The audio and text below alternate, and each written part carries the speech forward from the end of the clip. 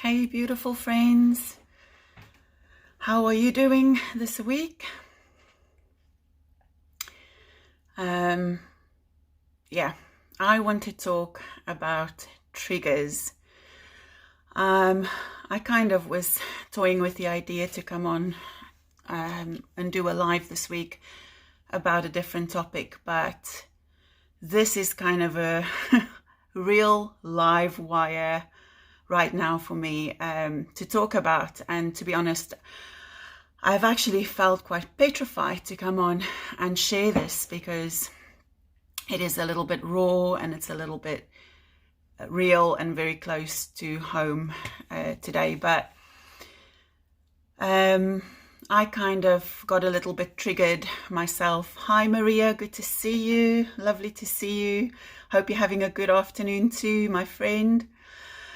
Yeah, so I had a bit of a moment last night and found myself triggered by a message that I received and woke up this morning feeling really blah and doing everything I can to avoid thinking about it or really feeling the emotion that comes with that trigger.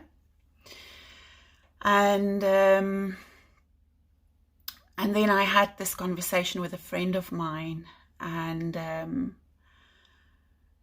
there was just so many things that actually came to the surface as I leaned into that emotion, as I leaned into that trigger. And, it's interesting because so many times, especially when you look at posts on social media, it will come with a little trigger warning. And I think there's something in us, us humans, that make us want to avoid those things that trigger us. We get triggered emotionally, and then we try everything we possibly can to avoid the emotion that comes with that trigger. For me, one of my biggest ways of dealing with a trigger is to go to the food cupboard to make a sandwich, or to, I guess, shove that feeling down. But I know for many other people, they've got different ways that they deal with that emotion. Some people work harder. They throw themselves into their career or their work, or they might go shopping, or they might binge watch a show on Netflix, anything to take their mind off that uncomfortable feeling. But I want to just encourage you, if you are struggling with triggers and if things are coming up on you or in you, it's actually, a trigger is such an incredibly useful tool in getting untangled from the lies of the enemy. Because that emotion will immediately indicate that something is up and something isn't right. And usually a trigger is linked to a lie. So what do we do when we get triggered? This morning, as I realized that, as those emotions came up and I started to feel really uncomfortable, it's really helpful if you have a friend and you can chat through those feelings, and you can actually boil it down to the actual lie. You can identify the lie that's behind the emotion. But we don't often have that person around.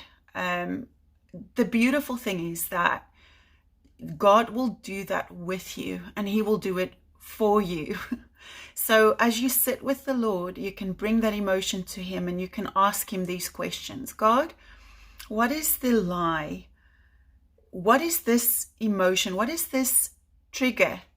What has it been telling me about you, who you are?